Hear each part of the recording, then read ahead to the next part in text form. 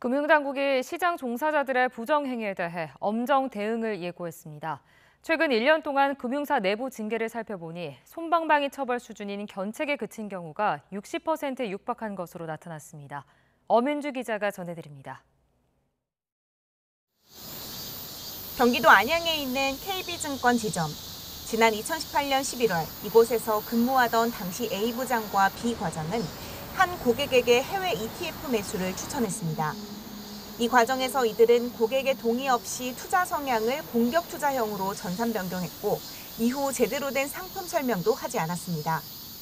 결국 이 고객은 1,040여만 원의 손실을 봤습니다. 사건 발생 이후 4년 만에 내부 감사를 벌였지만 A 부장은 견책, B 과장은 감봉 1개월에 그쳤습니다. YTN이 지난 1년간 상위 10개 증권사의 내부 징계 현황을 살펴보니 이렇게 견책에 그친 것만 전체의 60%에 육박했습니다. 감봉이 27%로 뒤를 이었는데 면직에 해당하는 사례는 단 1.5%로 전체 205건 가운데 3건에 불과했습니다. 보통 증권사 내부적으로 견책, 감봉, 정직, 면직 순의 징계 절차가 있는 것을 고려하면 대부분 약한 조치로 끝난다는 뜻입니다.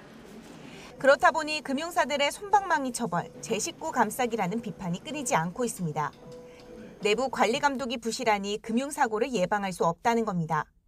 실제로 지난 4월 무더기 하한가 사태 당시 증권사들이 개인 투자자 지정 여건 관리를 소홀히 해 피해를 키웠다는 비판도 나왔습니다. 금융기관은 엄격한 도덕성이 담보되어야 하는데요.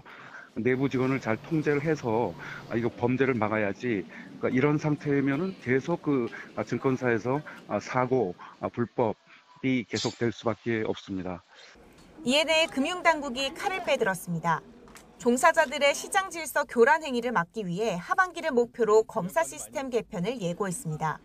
시장 참여자, 특히나 시장의 질서와 관련된 업무에 종사하는 분들에 대해서는 엄하게 지금 대응할 예정이고 검사 시스템을 좀 고도화하고 개선할 수 있는 방안을 마련 중이고 다만 금융당국의 사후약 방문식 제재 강화보다 금융사 스스로 자정 노력에 나서야 한다는 게 우선돼야 한다는 지적이 잇따르고 있습니다. YTN 엄윤주입니다.